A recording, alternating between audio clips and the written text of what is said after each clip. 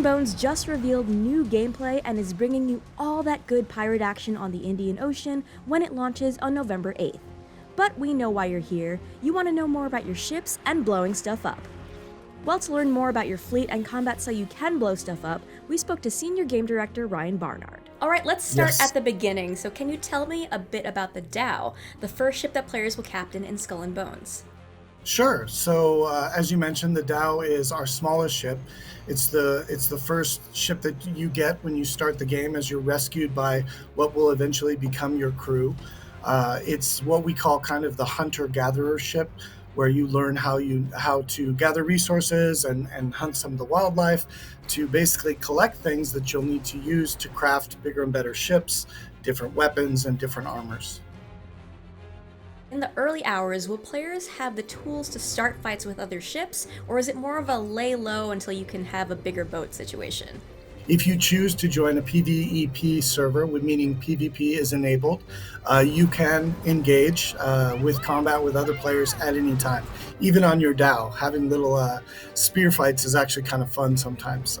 You'll be upgrading your ships pretty quickly in the game to get something larger where you can start adding cannons, some more firepower, and then you might want to start taking on other players if you wish. It's a little bit easier to sink them and try to steal their loot. As players craft newer and bigger ships, what relationship will they have with their fleet? Do you envision players having one flagship that pour all of their resources into upgrading, or maintaining an array of different ships for different activities? At launch, we have 12 playable ships, which we call the captain's fleet, that we want the players to eventually acquire, unlock, and craft. And we definitely are more in the second camp of that question, where we want the ships to have things that they're best at. We call them kind of tools for the players. So it's not necessarily about upgrading to a certain ship and then that's all you use for the rest of the game.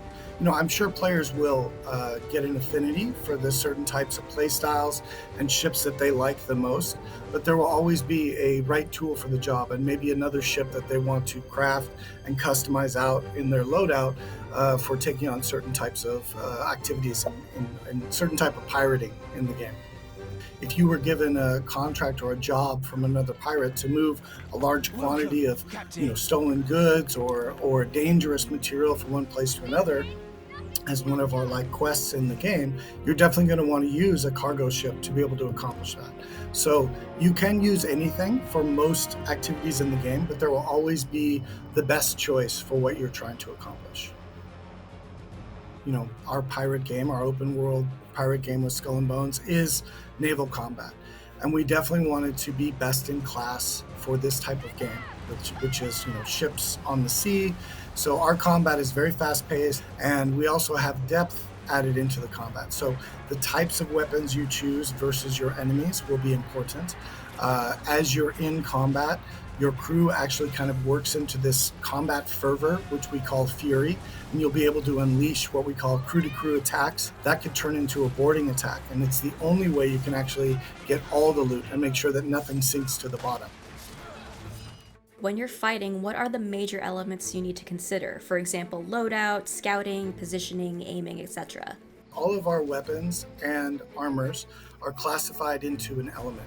So it's based on, of course, we want to be grounded in reality of this 17th century kind of dawn of piracy. So things will be blunt, or maybe they will cause tearing of the sails, or they could cause flooding. Now, based on the target that you're taking on, they'll have some type of armor. It could be just wood.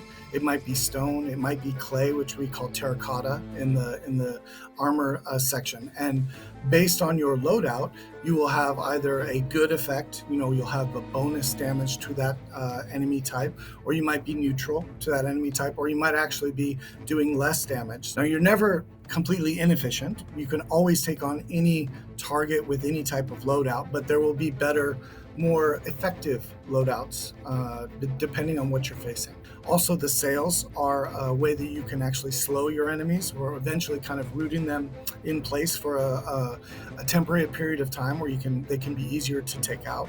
Also, all of our enemy ships have something we call weak points.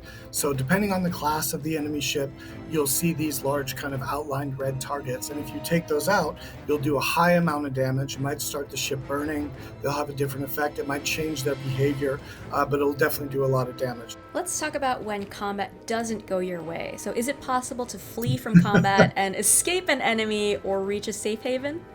Yes, so might be more difficult to escape a player, for instance, who's chasing you, but you definitely can flee. And we have safe areas around both dens in the game, which are kind of our mini pirate villages, if you will. So you can run and flee to get back to those areas, and then you'll be safe. Or you can just try to outrun or outsail some of the enemies if they're chasing you, which also can happen. In some of our plundering activities, the whole point might be just to kind of snatch and grab. So you get what you can while you can hold off the enemy, the reinforcements coming, and then you were always planning on running at some point. So that's definitely possible.